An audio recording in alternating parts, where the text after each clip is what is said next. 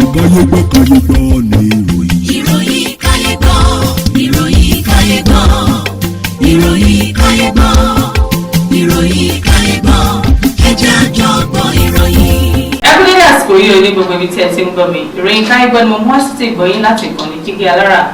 Orúkọ mi ni Olúwafúnmiláyọ̀ Adéṣẹ́wọ́. Ṣáájú ẹgbẹ́ kókó tó wà nínú ìròyìn ọ̀hún. Àwọn mẹ́ta ti wà ní àkàtà àwọn ọlọ́pàá látàrí ìkọlù àwọn ẹlẹ́gbẹ́ òkùnkùn tó wáyé ní ìpínlẹ̀ Kwara. Àwọn mẹ́ta pàdánù ẹ̀mí wọn tí àwọn mẹ́fà sì farapa níbi ìjàmbá ọkọ̀ tó wáyé ní ìlú Èkó. Wọ́n ti rí òkú ọmọbìnrin fásitì Kánò kan nínú ilé rẹ̀. Àjọ ẹ̀ṣọ́ ojú pópó ti ṣèkìlọ̀ lórí ìrìn àjò alẹ́ látàrí ìjàmbá tó gbẹ̀mí ènìyàn 16 ní ìpínlẹ̀ Enugu. Ọ̀kan lára àwọn ẹ̀ṣọ́ ara ẹni làbòlú tí wọ́n jí gbé ti gba òmìnira rẹ̀ padà.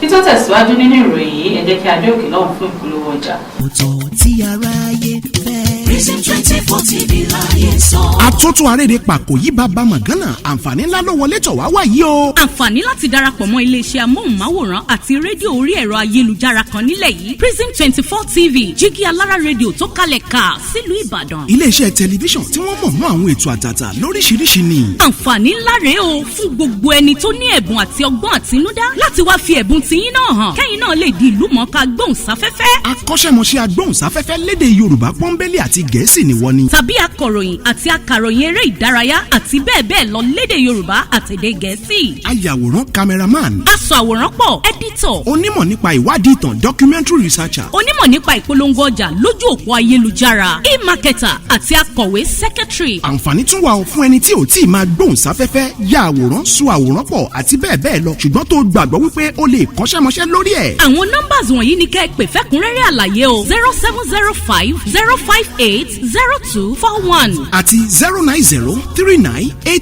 09039893895.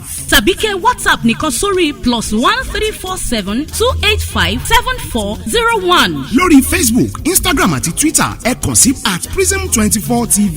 Wá lo ẹ̀bùn tiẹ̀ náà níbi táyé ó ti gbà ọ́ ní Prism 24 TV Jígí Alára rédíò. A máa retí yín o. Prison 24 TV Jígí Alára rédíò ní gbogbo àwọn tó dá mọ̀ ń gbọ́. Prison 24 TV Jígí Alára rédíò ní gbogbo àwọn tó dá mọ̀ ń sọ. Tẹlifíṣàn kan àrà ọ̀tọ̀ tí aráyé ń fẹ́. Prison 24 TV láyé sọ.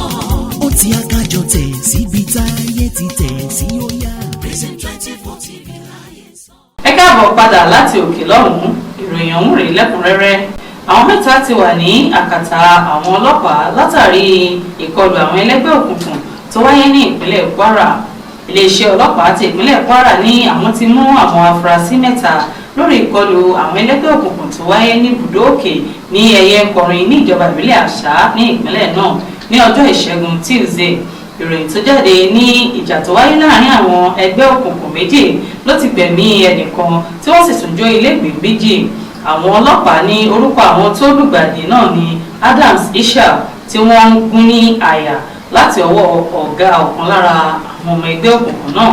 Iléeṣẹ́ ọlọ́pàá ti ìpínlẹ̀ Kwara ti jẹ́ kó di mímọ̀ nínú ọ̀rọ̀ tí alukoro wọn Ìjìrí Adéyẹmí tó ń sọ ní ọjọ́rú Wednesday pé àwọn ẹgbẹ́ òkùnkùn yìí ló ti pagidínà àlàáfíà àwọn ènìyàn ní àdúgbò náà ní èyí tí ọwọ́ àwọn ti tẹ àwọn afurasí mẹ́ta tí wọ́n pe orúkọ wọn ní Sulaiman Ismail, Mahmood Ibrahim àti Mudashir Saheed tí gbogbo wọn gbé ní ibùdó òkè ẹ̀yẹ nkọrin tí wọ́n sì ti taari àwọn afurasí náà lọ sọ́dọ̀ àwọn ọ̀tẹlẹ̀múyẹ́ Criminal Investigation Department ní Ìlọrin. Wọ́n mẹ́ta pàdánù ẹ̀mí wọn tí àwọn mẹ́fà sì farapa níbi ìjàmbá ọkọ̀ tó wáyé ní ìlú Èkó.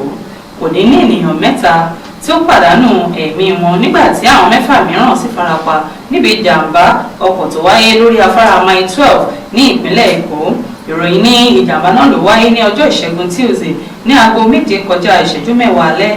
Ìjàmbá náà tó ṣẹlẹ̀ látàrí eré àsápajúdé ọkọ̀ náà tó sọ ìjánu rẹ̀ nù ló kọlù àwọn ènìyàn lórí afárá ọ̀hún tí ó sì já sí ikú fún wọn. Nígbà tí àwọn oníròyìn kàn sí ọ̀gá àgbà fún àjọ ìṣọ́ ojú pópó ní ìpínlẹ̀ náà Federal Road Safety Commission Babátúndé Fáyìnlóye ó fìdí ìṣẹ̀lẹ̀ ọ̀hún múlẹ̀. Wọ́n ti rí òkú ọmọbìnrin fásitì Kánò kan nínú ilé rẹ̀. Ọmọbìnrin fásitì kan tó wà ní ìpele kẹta lẹ́nu ẹ̀kọ́ rẹ̀ ti ẹ̀ka tó ń rí sí oúnjẹ àti ìmọ̀ ẹ̀rọ ní fásitì Aliko Dangote ìyẹn Aliko Dangote University of Science and Technology Video Kano Aisha Yahaya ni wọ́n ti rí òkú rẹ̀ nínú ilé ìgbé àwọn akẹ́kọ̀ọ́ kan tó wà lẹ́yìn odi ní ilé ẹ̀kọ́ náà ní ọjọ́ ajé Monday ọjọ́ 22 oṣù kẹrin ọdún 2024 ni wọ́n ní akẹ́kọ̀ọ́ náà pàdánù ẹ̀mí rẹ̀ lẹ́yìn tí ó parí ìdánwò sáà kínní rẹ̀ tán. Àwọn kan tó súnmọ́ olóògbé náà ní ó ṣeé ṣe kí ó pàdánù ẹ̀mí rẹ̀ látàrí àwọn ìṣòro àti ìdojúkọ tó rí nínú ìdánwò. Àwọn ẹgbẹ́ akẹ́kọ̀ọ́ mùsùlùmí ní ilé ẹ̀kọ́ náà wá kẹ́dùn pẹ̀lú àwọn mọ̀lẹ́bí ará ọ̀rẹ́ akẹgbẹ́ àti àwọn olùdarí àti aláṣẹ fásitì náà fún pípàdánù Aisha Yahaya Ọlábísí. Àjọ ẹ̀ṣọ́ ojú pópó ti ṣèkìlọ̀ lórí ìrìn àjò alẹ́ látàrí jàǹbá tó gbẹ̀mí ènìyàn 16 ní ìpínlẹ̀ Enugu. Látàrí ikú tó gbẹ̀mí àwọn arìnrìn-àjò 16 ní òru ọjọ́ ìṣẹ́gun ní ìlú Enugu ní ìpínlẹ̀ náà, adarí àgbà fún àjọ ẹ̀ṣọ́ ojú pópó FRSA ní ìpínlẹ̀ Enugu ti ṣe ìkìlọ̀ fún àwọn tó ń ṣàmúlò ojú pópó láti má máa rin ìrìn àjò ní alẹ́ tàbí ní òru. Adarí àgbà náà Ṣókùnbí Adéyẹmí ló sọ̀rọ̀ ìyànjú yìí ní ọjọ́rú Wednesday. Ìròyìn tó jáde ní ọjọ́rú Wednesday ló ní kò dín ní ọkùnrin 14 àti obìnrin 2 tí wọ́n pàdánù ẹ̀mí wọn nígbà tí ọkọ̀ wọn lọ kọlu ọgbà kan tí ó sì gbaná ní òpópónà Enugu sí Òpé sí Nsukka. Alukoro fún iléeṣẹ́ ọlọ́pàá ní ìpínlẹ̀ náà Daniel Nduke fìdí ìṣẹ̀lẹ̀ náà múlẹ̀. Nduke ní ìwádìí àwọn fi hàn pé ọkọ̀ náà ló sá eré àsápajúdé kí ó tó sọ ìjánu rẹ̀ nù tí ó sì fi orí sọ ọgbà. Ọ̀gá àgbà fún àjọ ẹ̀ṣọ́ ojú pópó Adéyẹmí wá rọ àwọn arìnrìn-àjò pàápàá àwọn awakọ̀ láti máa tẹ̀ jẹ́jẹ́ lójú pópó kí wọ́n sì dènà ìrìn alẹ́ àti tòru. Ọ̀kan lára àwọn ẹ̀ṣọ́ ara ẹni làbò ìlú tí wọ́n jí gbé ti gba òmìnira rẹ̀ padà. Ó ti tó ọ̀sẹ̀ méjì tí igbákejì aláṣẹ ọgbà ẹ̀wọ̀n Minna ní ìpínlẹ̀ Niger Abdulrahman Gegele tí àwọn ajínigbé gbé lọ ni wọ́n ti rí gbà padà báyìí. Ìpínlẹ̀ Niger ni àwọn agbésùmọ̀mí ti gbà tí wọ́n sì ń ṣòro fún àwọn olùgbé àti àwọn òṣìṣẹ́ aláàbò tó wà níbẹ̀. Gegere ni wọ́n ní ó ti gba òmìnira rẹ̀ padà lẹ́yìn tí ó jàjàbọ́ ní àkàtà àwọn agbésùmọ̀mí náà nígbà tí àwọn ológun wọ̀yá ìjà pẹ̀lú wọn ní ìjọba ìbílẹ̀ Kòtàngórá ní ìpínlẹ̀ ọ̀hún. Agbẹnusọ fún ọgbà ẹ̀wọ̀n ìpínlẹ̀ Niger Rabiu Shuaib ló fi èyí léde ní ọjọ́rú Wednesday tí ó sì ní òṣìṣẹ́ tí wọ́n dóòlà náà ló ti padà sọ́dọ̀ àwọn mọ̀lẹ́bí rẹ̀ láyọ̀ àti àlàáfíà. Oníjùbà ìlọ fún ìròyìn Kayegbo fún tètè ní orúkọ mi lẹ́ẹ̀kan sí Ògúnolúwa Fúnmiláyọ̀ Adéṣẹ́wọ́ káfíńrè pàdé.